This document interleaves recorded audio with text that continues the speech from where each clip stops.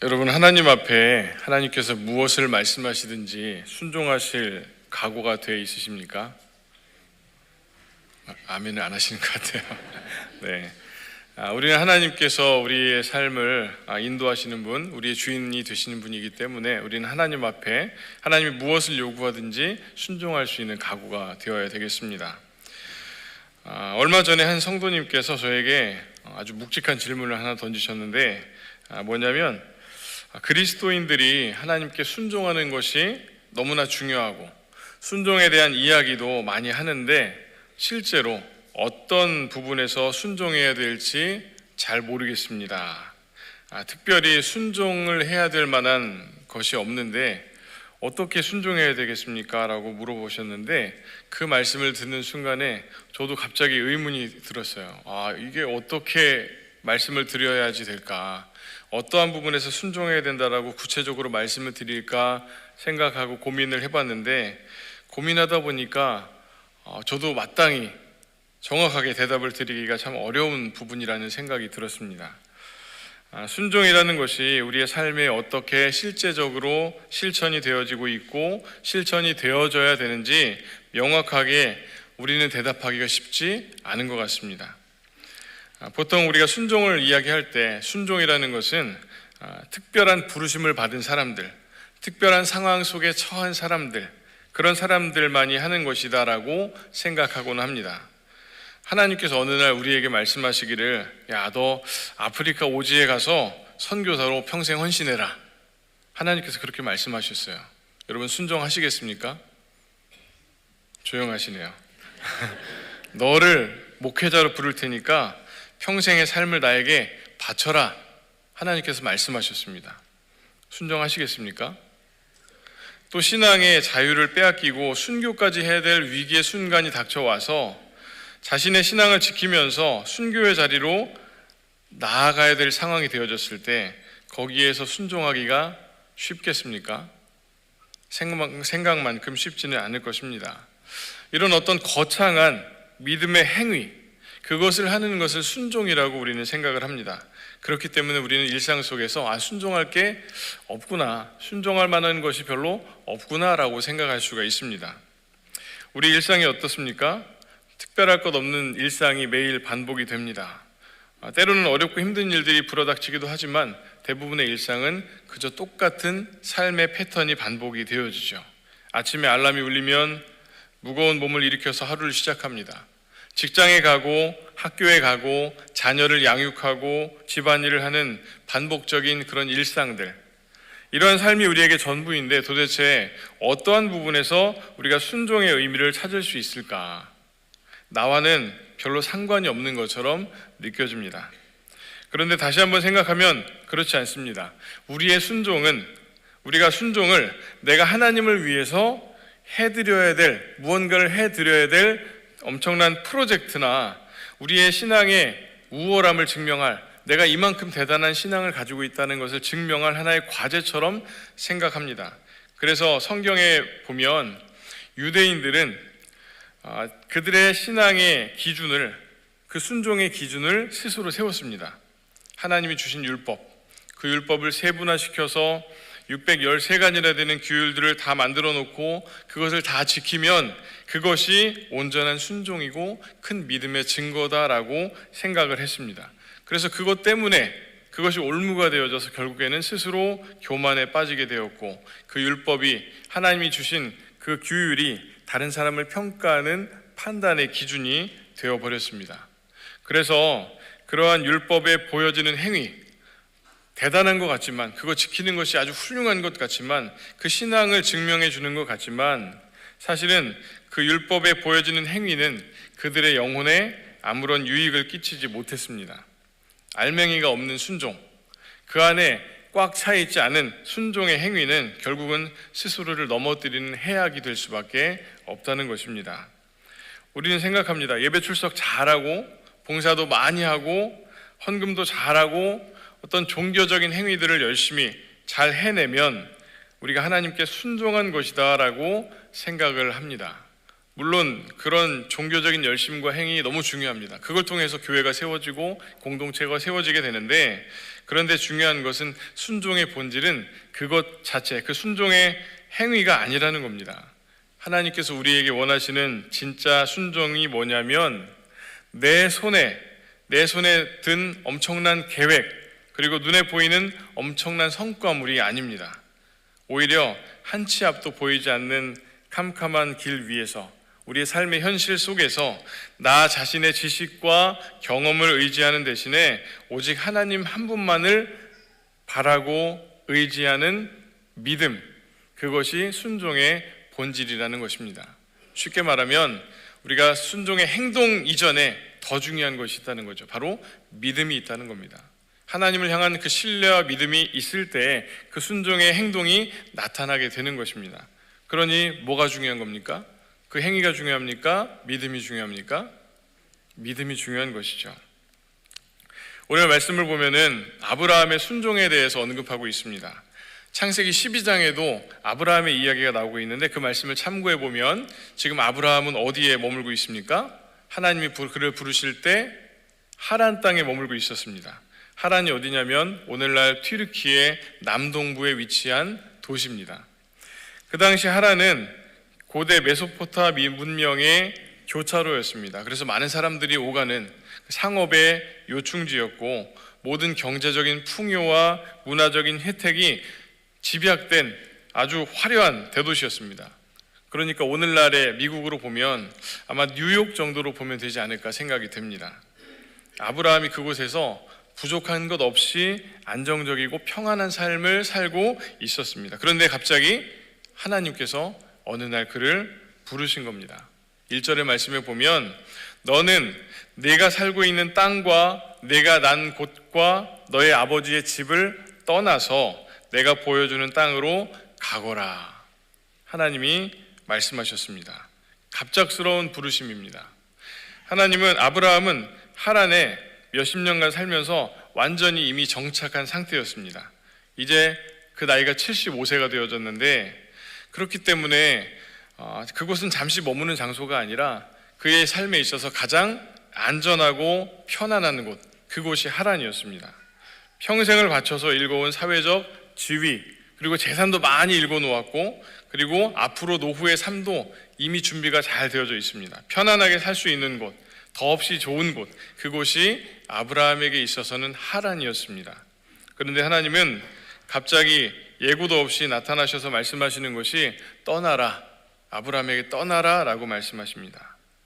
도대체 아브라함을 왜 부르신 겁니까? 심지어 하나님은 그 목적지의 구체적인 이름, 내가 여기로 가라고 하니까 너 여기 가라고 미리 가르쳐 주신 게 아닙니다.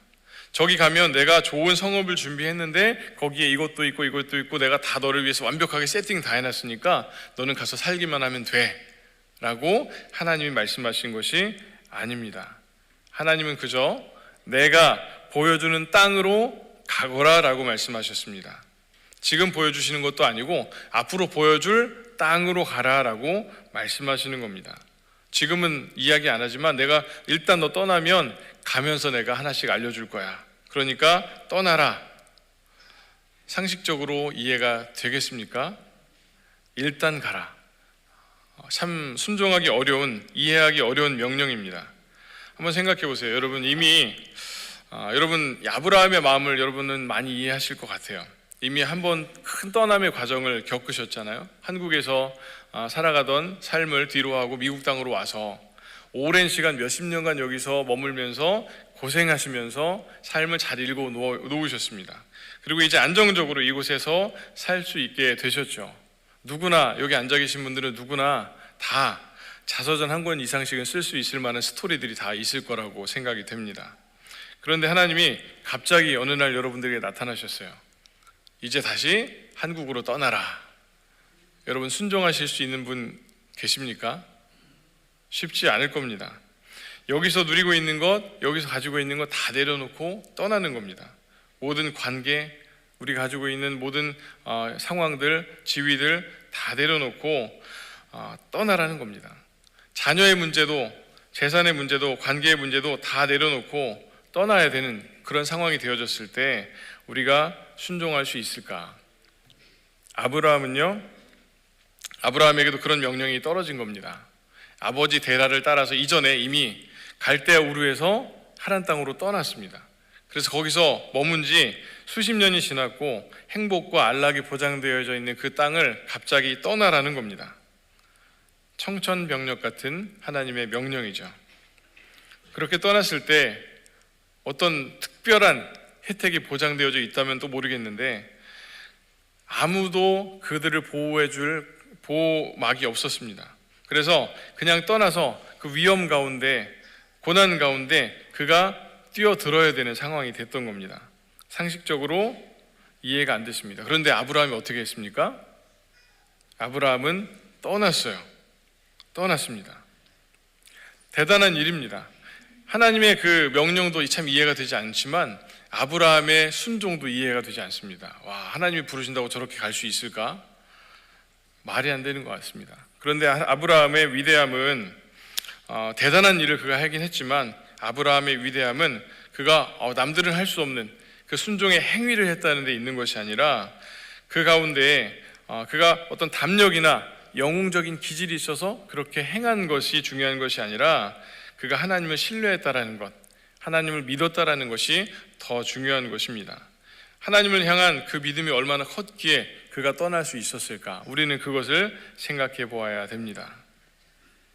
계산하고 두드리고 자기의 삶에 대한 어떤 통제권을 내가 행사하려고 했다고 한다면 절대 떠날 수 없었던 것입니다. 창세기 15장의 말씀에 보면 하나님께서 아브라함에게 또 약속을 하셨어요. 또 약속을 하시기를 뭐라고 하셨냐면, 자, 아브라함아, 저 하늘을 쳐다보아라.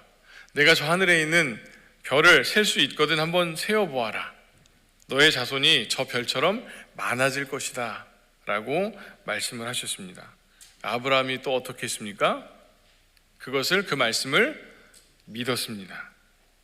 그래서 하나님이 말씀하시기를, 하나님의 그 마음이 뭐냐면 아브라함이 주님을 믿으니 주님께서는 아브라함의 그런 믿음을 의로 여기셨다. 아브라함이 하나님께 약속을 믿었습니다. 그것이 이루어진 것도 아니고 하나님께서 말씀하신 그 말씀을 믿었습니다. 그랬더니 하나님이 그 아브라함의 믿음을 의로 여기셨다라고 말씀하는 겁니다. 하나님께서 집중하신 것은 무엇입니까?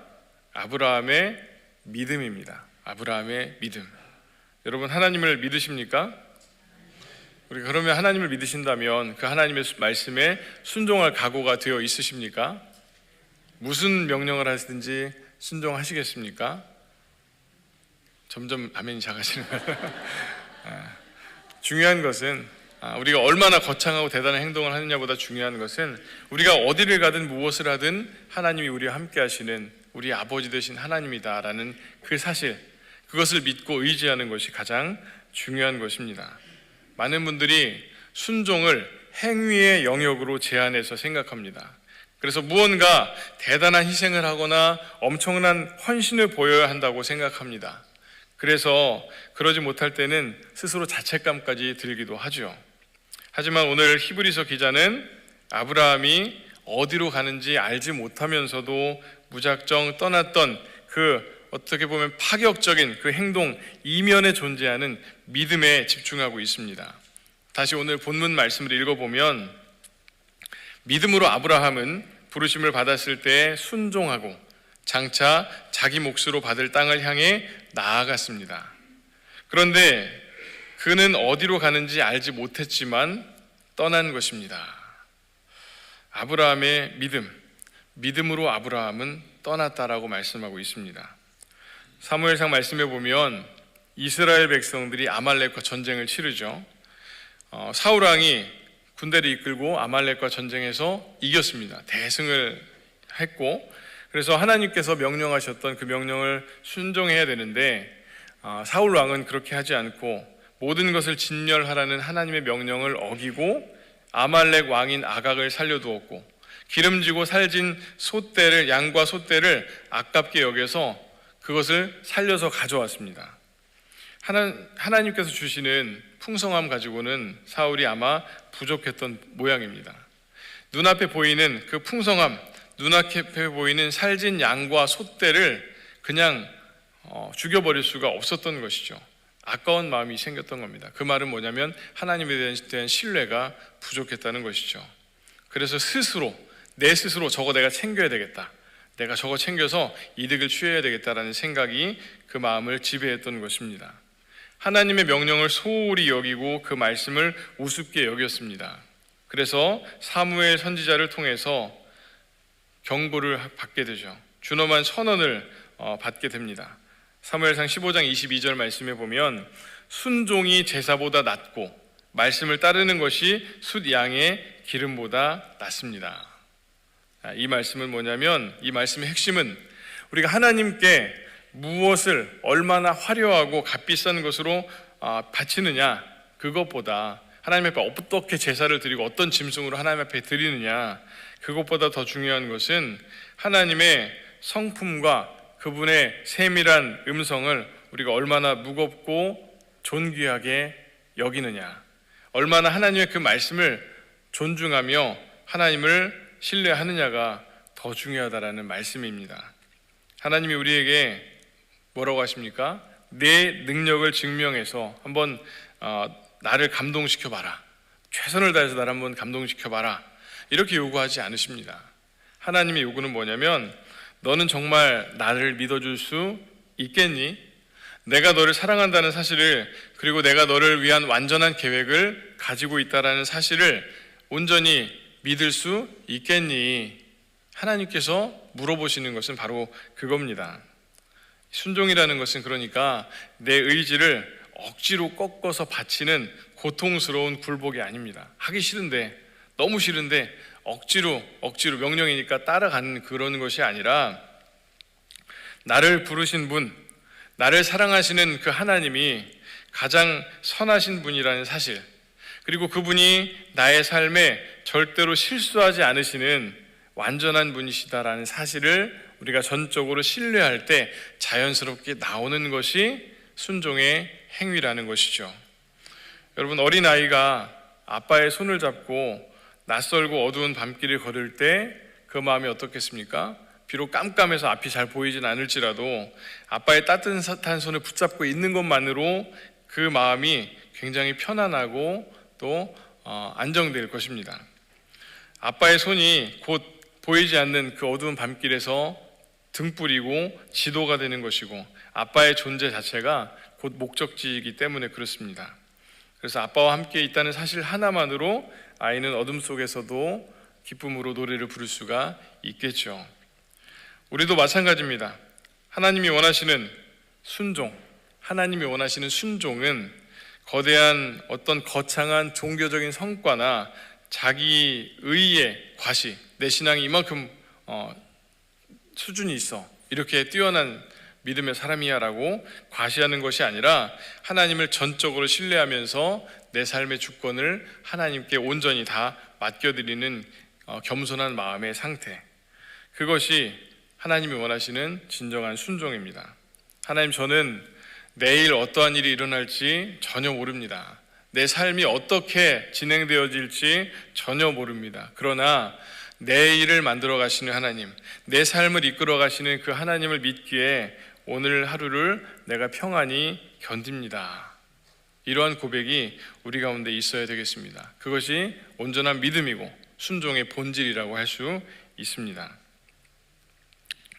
어린아이를 저도 키우고 있는데, 키우다 보면 가끔 깜짝 놀라는 순간이 있습니다. 아이가 어느 순간에 높은 테이블이나 의자 위에 올라가서 갑자기 엄마 아빠를 향해서 확 뛰어내리는 겁니다. 뛰어내리는 말도 안 했는데 그냥 뛰어내리는 거예요. 그러면 깜짝 놀라서 엄마 아빠는, 저는 아이를 딱 봤죠. 분명 거기서 떨어지면 다칠 수도 있고 아플 텐데 아이들이 아무런 의심도 안 하고 그냥 뛰어내리는 겁니다. 부모가 자기를 받아줄 거라는 그런 확신이 있기 때문에 그럴 수 있겠죠. 신뢰라는 것은, 하나님을 믿는다는 것은 우리를 움직이게 하고 우리 넘어져 있는 우리를 다시 일으켜 세울 수 있는 아주 강력한 동력이 될 수가 있습니다. 여러분, 평범한 일상 속에서 우리가 할 수 있는 구체적인 순종, 그것은 거창한 기회를 찾으려고 애쓰지 않아도 되고 우리가 지금 보이지 않는 미래를 향해서 나아갈 때 그 가운데 하나님께서 우리와 함께 하심을 믿으면서 우리의 마음이 평안을 갖게 되어지는 것, 그것이 진정한 순종입니다. 내 뜻대로 일이 풀려지지 않을 때 불확실한 미래 앞에서 밤잠을 설치면서 불안해하고 두려워하고 걱정하고 그 속에 갇혀서 힘들어하는 대신에 하나님께 모든 염려를 내어드리고 평안하게 잠을 청하는 것, 그것이 하나님 앞에 순종이고, 내 계획대로 상황이 흘러가지 않아서 원망이 있고 분노가 치밀어 오를 때도 결국 하나님이 가장 선한 길로 인도하실 것을 믿으면서 불평 대신 우리가 먼저 우리의 입술로 우리의 마음으로 하나님 앞에 감사를 올려드리는 것, 그것이 감사의 순종입니다. 세상의 방식대로 지름길과 편법을 택해서 빨리 성공하고 싶은 그런 유혹을 받을 때도 하나님 앞에 느리게 가기를, 정직하게 살기를 결단하고 좁은 길로 가는 것, 그것이 바로 우리의 순종의 모습입니다. 그것이 하나님을 향한 믿음이고 순종인 것이죠. 그래서 우리 일상의 작은 자리에서 하나님을 믿어 드릴 때 우리의 삶이 저절로 순종의 방향으로 굴러가게 되어 있습니다. 믿음이 먼저고 그 다음이 순종의 행위입니다. 여러분, 갈 바를 몰라서 때로는 불안해할 수 있습니다.